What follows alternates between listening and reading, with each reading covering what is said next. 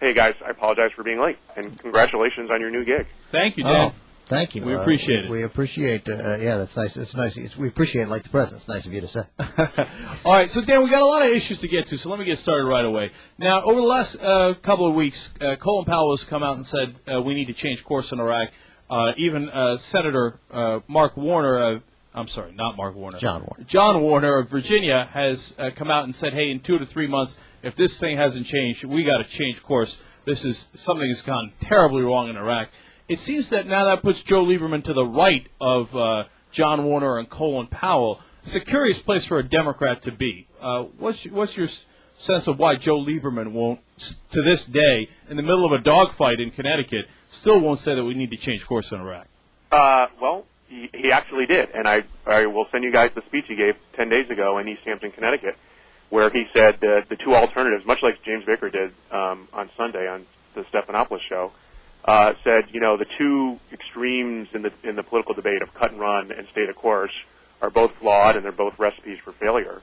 And he outlined a 10-point plan for a new approach in Iraq. And he point blank said, what we're doing is not working, and we got to take a new approach. So he actually said this well before Senator Warner came out and said it.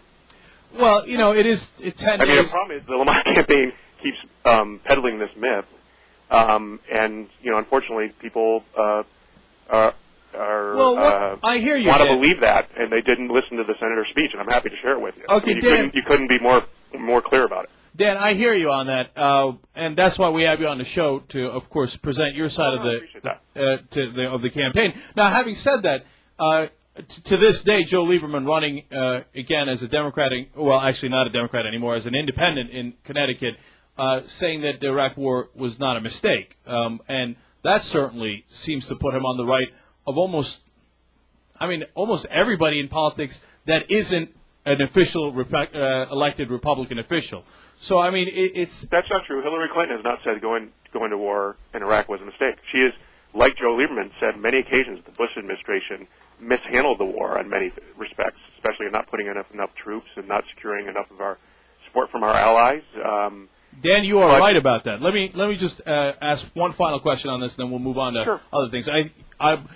The clarification. Hillary Clinton has been far more critical of the Bush administration than Senator Lieberman has. All right, I hear you on that, but it doesn't excuse what Hillary Clinton has done. Hillary Clinton also has not said the war is a mistake. That's a tremendous error. But to say, okay, Hillary Clinton is also to the right of almost all sane people on Iraq doesn't really excuse Joe Lieberman's stance, which is after all these people, 20,000 U.S. casualties in Iraq, and you've got hundreds of thousands of Iraqi civilians killed. You see that the mess that Iraq is in now. How could that not be a mistake, Dan?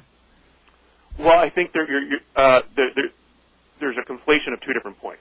One question is whether it was the right thing to take Saddam Hussein out. And Joe Lieberman has said on many occasions, and he's not going to change his view on this, that it was the right thing to do. The world is safer without Saddam Hussein in power. Joe Lieberman, I'm going to cut you off for a second. Joe Lieberman really thinks the world is safer because, without Saddam, absolutely. Now, but the separate question is has the Bush administration's handling of the war been, made the situation there as good as it should be? Absolutely not. They've made several mistakes. The insurgency and the sectarian violence has been terrible, and Joe Lieberman has acknowledged that. So, but just because the Bush administration made mistakes and has mishandled the war does not negate the fact that or Joe Lieberman's belief that the initial decision to take out Saddam Hussein was the right thing to do. Talking to Dan Gerstein, the communications advisor to Joe Lieberman, he's worked for the senator for many years. I got to challenge you and the senator on that point right there. We have first of all we have the national intelligence estimate out that says very clearly that we are less safe since we engaged in the Iraq War, which suggests that if we had not taken Saddam Hussein out, bad a guy as he was, we are now more susceptible to terrorism. There's more terrorists in the world, and the United States is less safe. Does Joe Lieberman know better than the NIE? No, but again, Ben, the point is that taking Saddam Hussein out from power didn't make us less safe. Some of the decisions the Bush administration has made the violence and the terrorist threat in Iraq worse.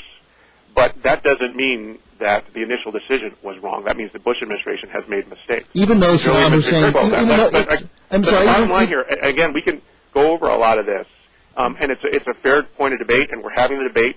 But the operative question right now is, okay, we're there. Right. You can acknowledge all the mistakes and really beat up on the Bush administration for making those mistakes, but that's not going to solve the problem of where we are now. And well, the real realizing what you've done, what do we do now? And I hear you, Dan. There's a difference between Joe Lieberman and Ned Lamont. I hear you, Lamont Dan. wants But to realizing, just no, hold on now. Realizing that you've made mistakes is a way of adjusting and is a step in correcting those mistakes. And what I'm hearing from you, honestly, is this would have been a lot better if Joe Lieberman had invaded Iraq rather than George Bush invading Iraq.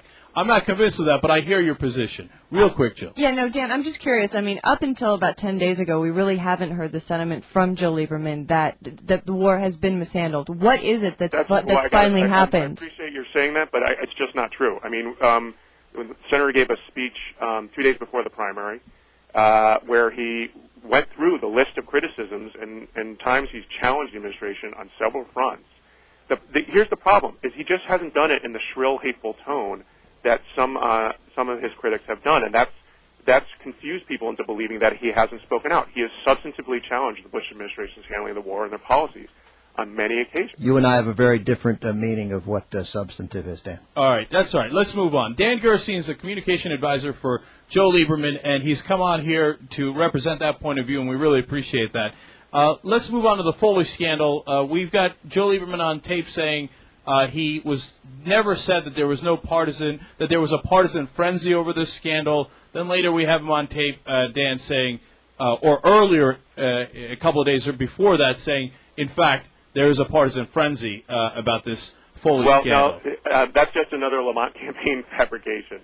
He was very clear in what he said. He said he didn't want this to turn into a partisan frenzy. There were signs that it was getting too partisan. And then when he was asked by one of the bloggers to sort of say, did you say that calling for Hastert's resignation was part of the partisan frenzy, he said no.